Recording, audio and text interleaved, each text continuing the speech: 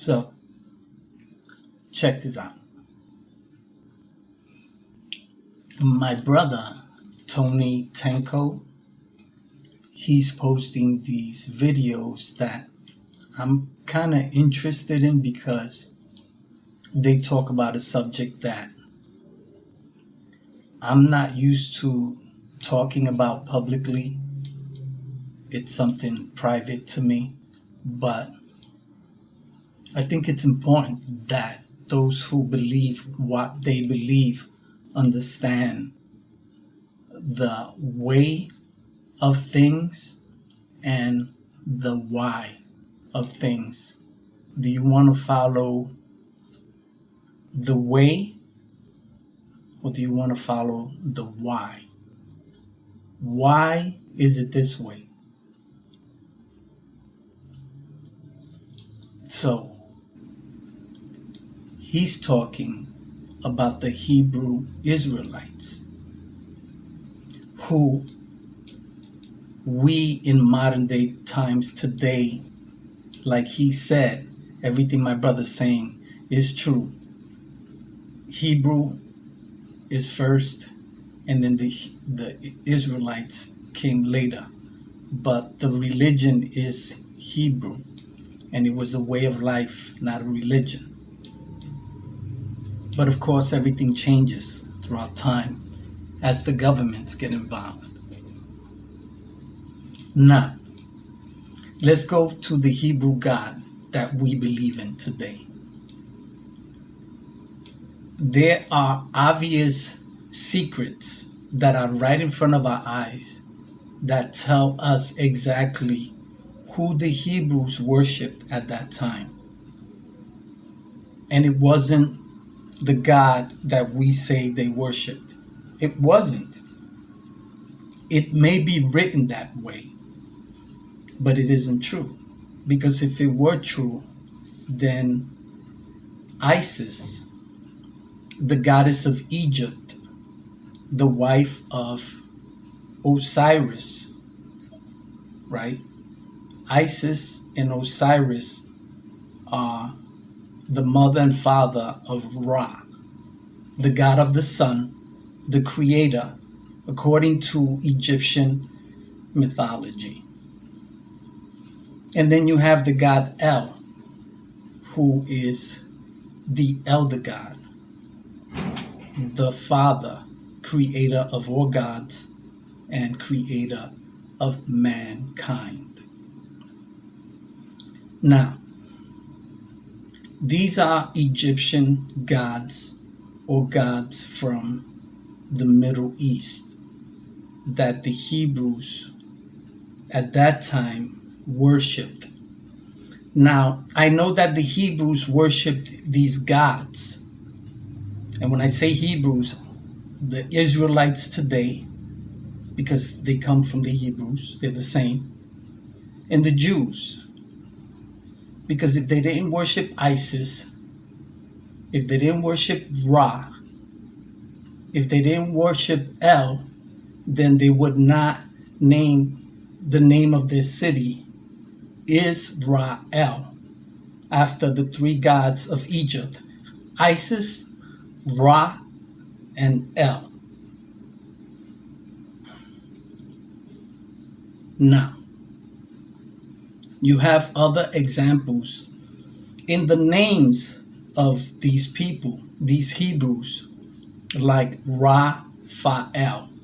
In that name, you see and hear the name Ra and El. Now, a lot of people will tell you that El is the Hebrew name for God. Then in that sentence, when you say Raphael, you're saying Ra is God. That's what it sounds like to me. Ishmael. Ishtar. If you don't believe in that Ishtar existed, not existed, but in the mythology of Ishtar, study it. And here you have in the name Ishmael, the name of Ishtar, the name of Ma'at, and the name of El, Ishmael. Ishtar, Ma'at, God. Ishtar, Ma'at is God, or our God. I don't speak the language. I'm just saying what it sounds like to me. And I'm just trying to understand the why rather than just follow the way like everybody else does. No one asks these questions.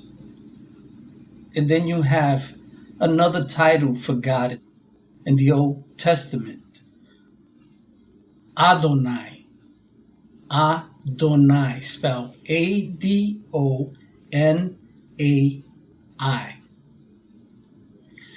And then you have the Greek god Adonis, spelled Adonis.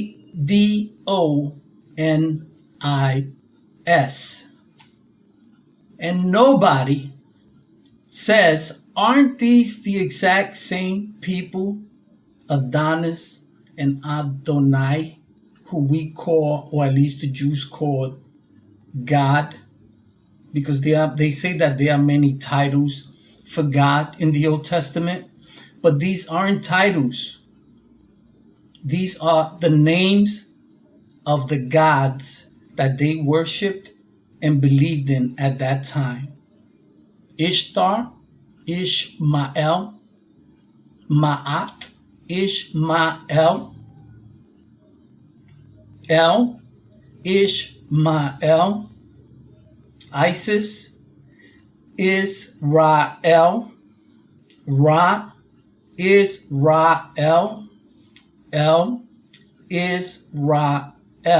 These are all titles and names of what they referred to at the time as pagan gods.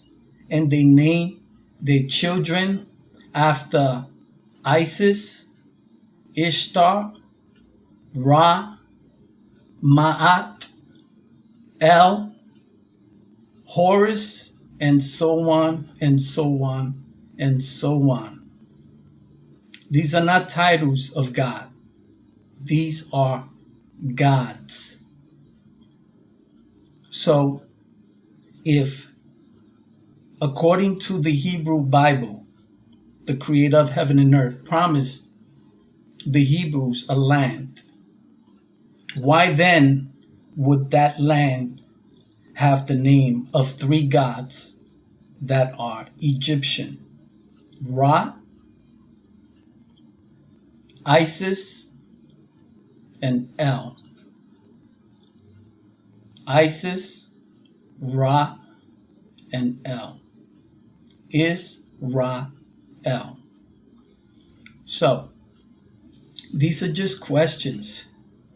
Like my brother said, if you can't handle it, change the channel.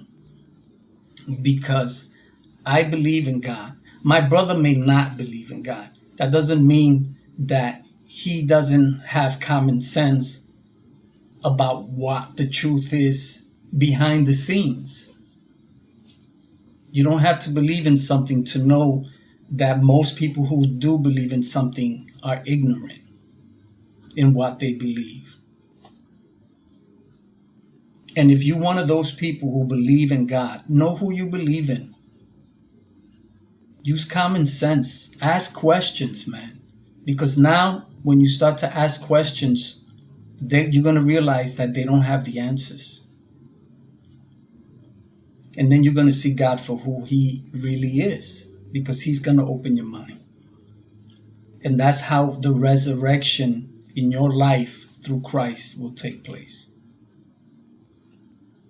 So, here you got the Hebrews and the Israelites and the Jews, who are all the same, pretty much. They all come from Hebrew, which comes from Mesopotamia, which comes from Sumeria, all right? Because the Sumerians are the original carriers of these stories, of these myths, if they are myths, of these legends, of this history. The Sumerians were the original holders of these writings. Okay, so we want to fight and argue about the Christian God when we have no idea who he is or was. We don't even know who we are. We want to argue and talk about the Hebrew God when the truth is right there in front of us and we don't see it because we're too blind, trying to prove people wrong rather than us seeking to know the truth and know whether or not we are right in what we believe. Stop trying to prove people wrong rather than looking for the truth to gain strength in your own life. Seek the truth for that rather than to prove people wrong. Don't be afraid to ask questions. Common sense. If God doesn't want us to worship other gods, gods from other lands, because that's what the word pagan means. Pagan simply means nations. And there's nothing wrong with being pagan. I'm pagan. I'm not allowed to live, have a nation of my own. We are all pagans. We are all nations. What God asked of his people was not to have pagan gods, gods from other nations that are not from their nation, where they're from. And that was him, their God. That's what he asked them, not to have other gods. So then why Ra? Why then Isis? Why then El? Adonis? Why then Ishtar, Ma'at, and all these other pagan gods, gods from other nations, in the titles of the cities, towns, provinces, states, countries, or whatever you want to call them, from that time and era? And in the only time you hear the word of the God of the Hebrews, according to what I understand, okay, because from what I've been taught, his name is Yahweh, Jehovah. There are many translations, but it all comes down to the same idea, that his name, according to the Bible, or at least the English translation of the nonsense and lies that they've translated from Hebrew to Greek, from Greek to Latin, from Latin to every other language. And like my brother said, the word revised means simply tampered with, revised. It's been changed, altered. And it tells you when they put the Bible up to you, the New English Revised Translation. It's like having ice cream that's been watered down, and by the time it gets to you, it's just liquid. And we don't ask the questions. We don't go back to the original scriptures. If you go back to the original scriptures, you're going to realize that Christianity is nothing like what we think, and neither is Judaism. Okay? They have their truth that they are keeping from us in plain sight. And they don't just worship Jehovah, Yahweh. They worship Adonis.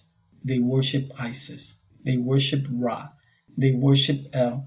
They worship Ishtar, Ma'at. And I can go on and on and on. And all of these names are in the Bible in different forms, in different ways. The Greeks translate names differently from the Romans in their Greek and Roman mythology, but all the gods are the same, just different titles. So here we have Ra, Isis, El, Ishtar, Ma'at, and Ra, Osiris, and you have all of these gods in the titles, names, and the history of the Hebrew God. That's paganism. Gods from other countries, from many countries, or at least from that part of their world, the Middle East. So that's what I think.